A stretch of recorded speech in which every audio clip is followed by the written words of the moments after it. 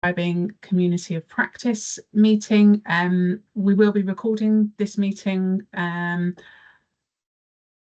just need to share my screen with a couple of slides so you know what's going to happen over the next 30 minutes. Appreciate that it's lunchtime and you will probably be grabbing something to eat. That's not sharing slides, is it? Hang on a second.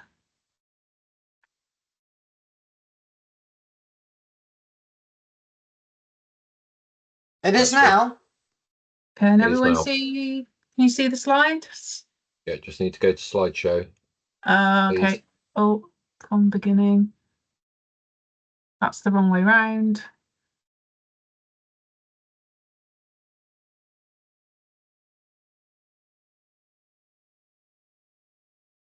that better? Perfect. Okay, I can't see anybody, so please shout if anything goes wrong. So welcome. If you could just introduce yourself in the chat, that would be wonderful, so we can see who we have with us today. So the agenda for today, we're going to have some further updates on the revised draft of the audit tool update from Lily. So I'm going to hand over in a moment. Then to Kerri for some reflections on our community of practice and kind of next steps around where this meeting will potentially be happening in this space. Unfortunately, Helen can't be with us today, but she has sent us a short video just to check in and say hi to everyone. And then hopefully we've got a little bit of time at the end for any discussion.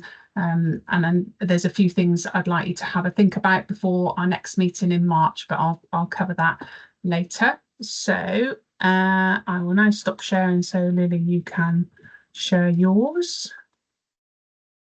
Thank you, Mary.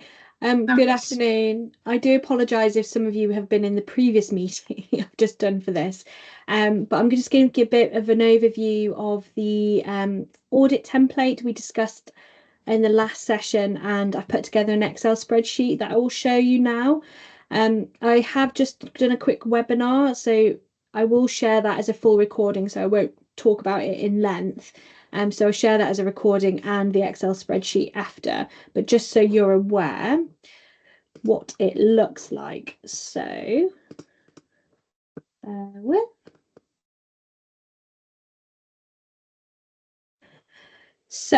I've put together this auditing tool, a template, and an Excel spreadsheet, so it's easy editable. And there's a few tabs at the bottom here that you can go through. And like I said, I've done a session a minute ago just to go through it. So we've got a bit of an introduction, why it's important to audit, and you've got all your links to your different professional standards and guidelines. And then we covered this in the previous recording about the stepwise on how to complete your audit. So you're going to do your prescription search. You can do this anywhere you want to, but I've got a EMIS infographic guide on how to complete this within EMIS. And then you're going to select 10 prescriptions from your auditing, from your prescription search, shall I say.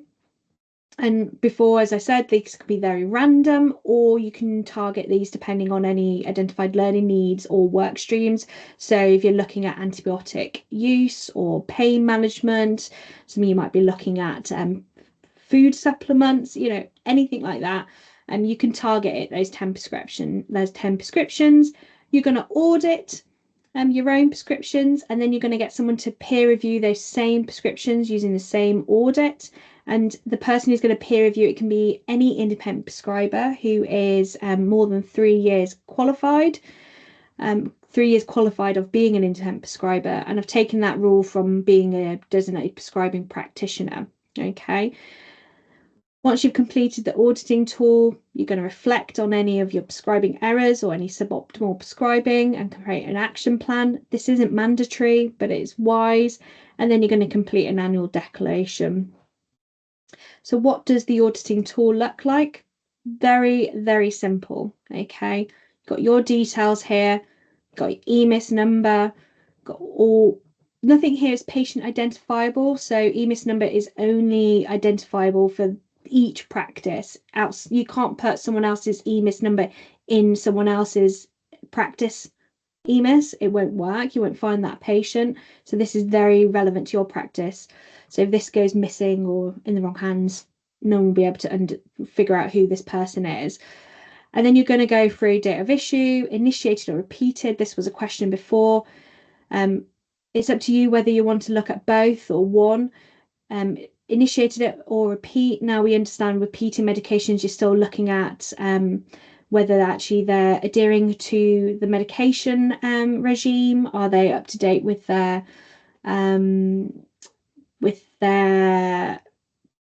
monitoring and checks? So you can choose to do repeated. The medication, the dose, quantity, linked problem, and then what we're auditing here is these kind of 7 points: right drug, right dose instructions, right follow-up, right documentation, right review, good prescribing practice, and were there any errors. So I think we talked about this last time, and it's just a copy and paste situation for the peer review. They're looking at the same thing, and then they're going to peer review those prescriptions. Just because we get set in own prescribing practices, the way we might look at stuff, and then having someone else look at those same prescriptions to highlight if there's anything different. And what are these 7 points? Again, I think we shared this in the previous one. They're taken from the Royal College of GP. And it's about, it highlights some points there about, you don't have to discuss each of these. It just gives you an idea when you're reflecting to look at actually some of these points when you're reflecting. Did I discuss allergies? Did we talk about contraindications? Does it adhere to local formulary or national guidelines? So these are kind of thoughts. Okay. An example of this is this, basically. Really, really simple. Medication, doses as written, the link problem, and then it should really simple comments. You won't have to put a comment in all of them, but it shouldn't be onerous. It doesn't have to be in depth. It can be in depth. It doesn't have to be. And there can be some comments. You don't have to. And so you just do 10 of these, and it should be as simple as that. And then you get someone to peer review and do 10 as well. There's a opportunity here to write a reflection on any of these if you wish to. This isn't mandatory, but it's there. It's good to reflect on your practice. There's also an option to put in any prescribing incidences.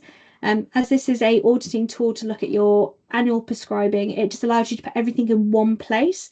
You could even add in a tab in there if you want to log any CPD that's relevant to your prescribing in there if you wish to. So you can put any prescribing incidences. Got a personal development plan in here about any learning needs you might have encountered and what you would like to achieve in the next year around your prescribing.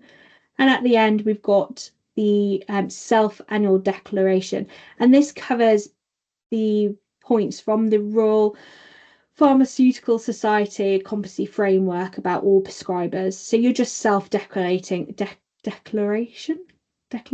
I can never say that word. All your points here, tick, tick, tick, sign at the end, and that's you done for your annual auditing. Now, I want to say that this isn't, at no means is this mandatory. It's here as a tool to use.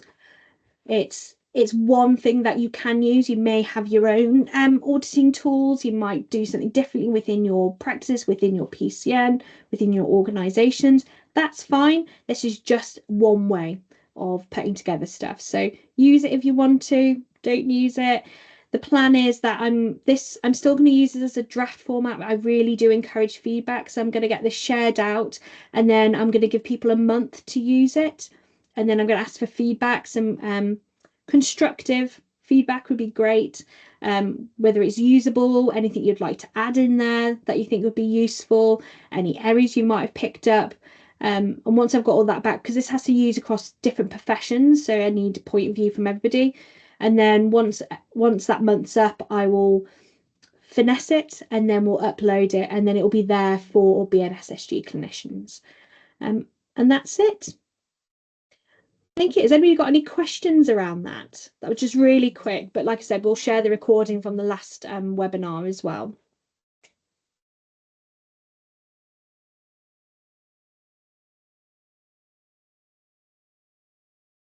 think there's a comment in the chat from Already used Mariaki. it. Already used it. Well done. Fantastic. There you go. Brilliant. And like I said, you can use was this really part of your helpful. revalidation as well. There's no, as far as I'm aware, there's no set format for what you use for your revalidation for evidence. So you can use this. Obviously, your choice is there.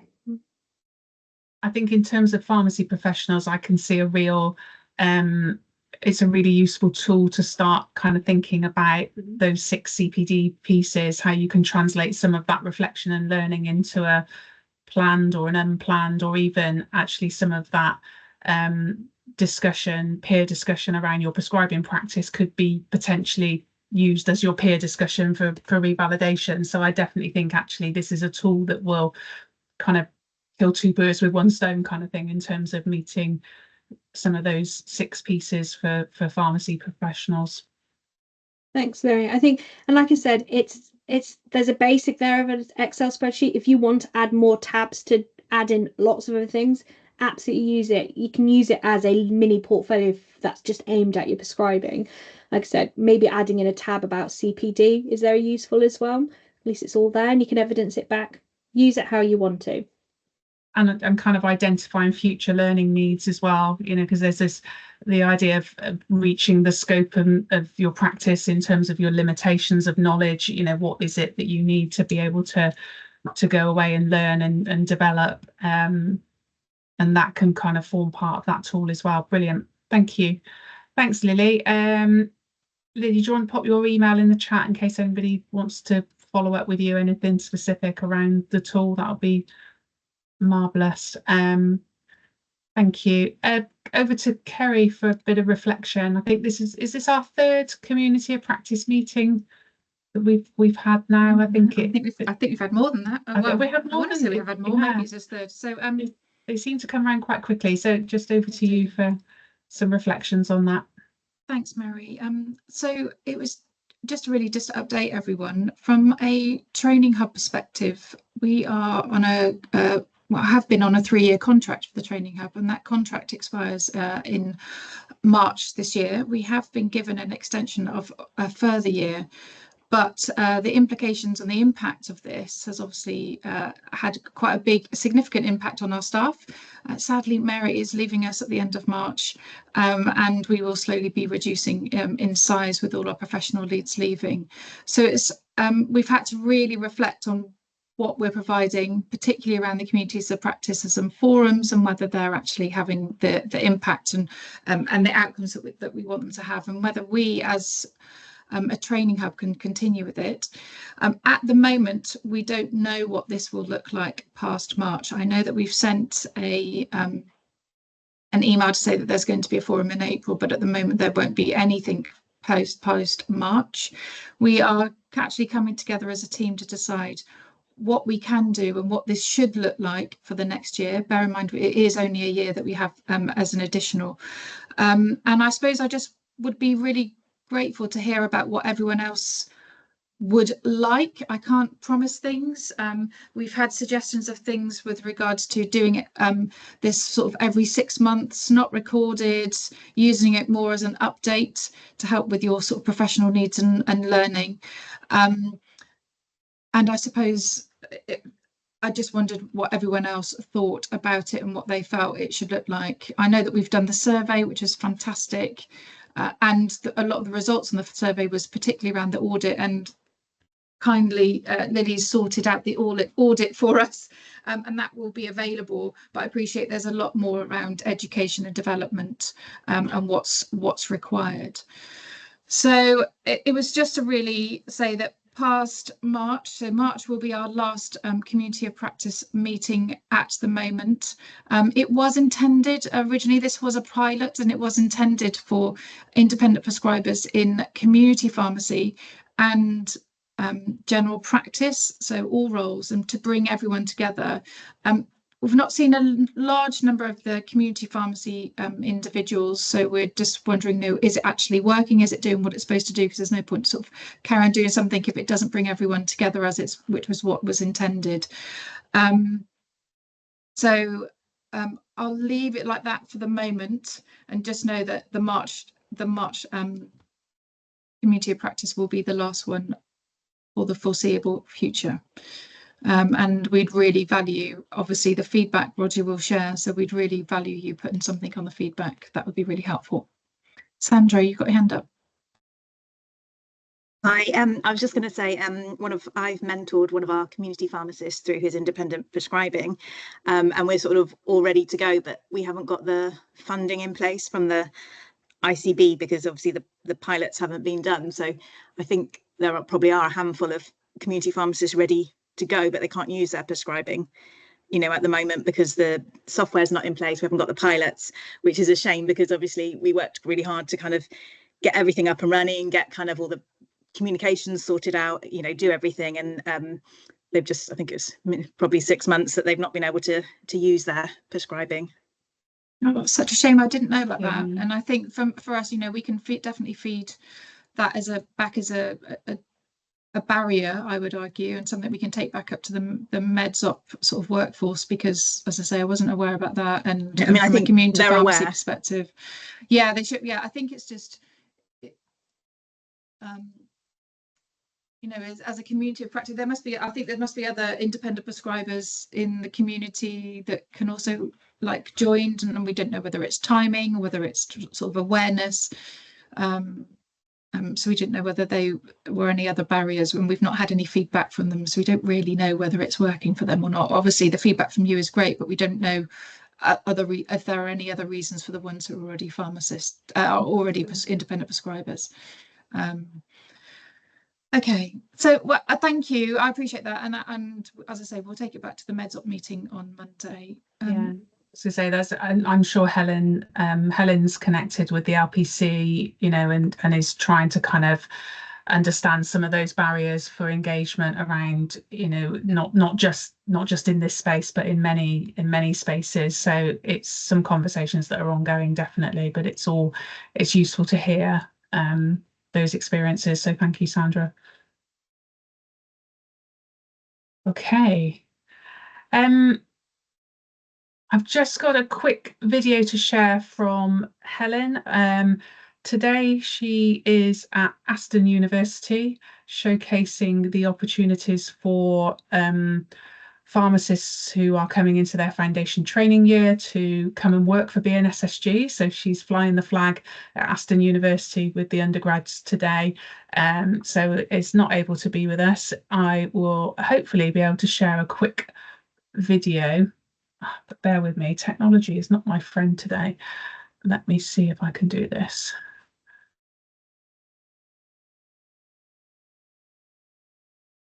Include sound.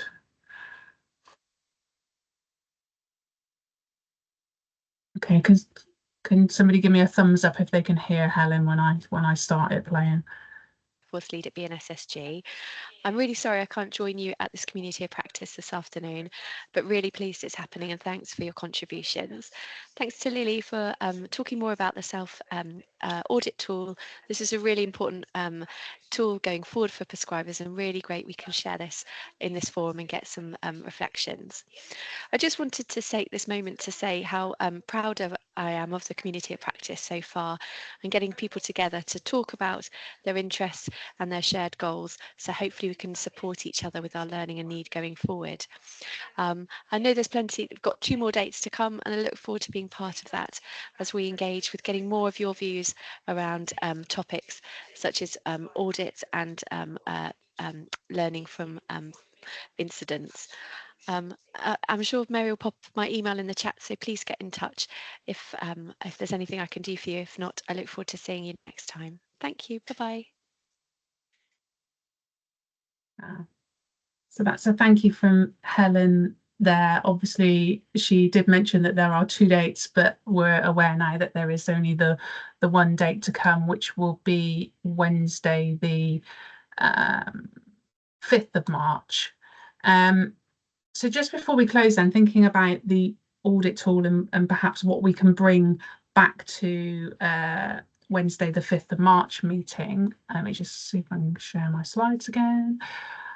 I'm going to do it a different way this time. Oh, PowerPoint Live, that looks a bit posh.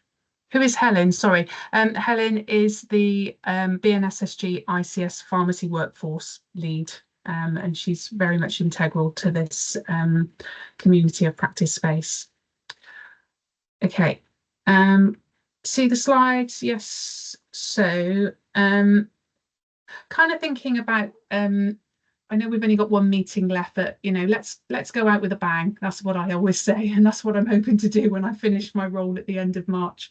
Thinking about what we bring to this next meeting in March, focusing on sharing ideas, experience, and creating that peer support environment. And to me, a community of practice is a space where we give and we share and we collectively grow. That would be my ambition for a community of practice moving forward, but understand the sort of limitations around what that will look like moving forward, and creating that safe space for discussions. I think the self-audit tool, I think, offers us a perfect opportunity to try something new in this space and encourage some reflection on your prescribing practice. And I've set a couple of questions there in terms of, thinking about how you deal with uncertainty in prescribing, managing situations where the scope of your practice has been reached. These may be all things that you actually feel perhaps a sense of isolation in those reflections, and actually spaces like this offer you the opportunity to network with others and maybe think differently about some of your reflections in your prescribing practice.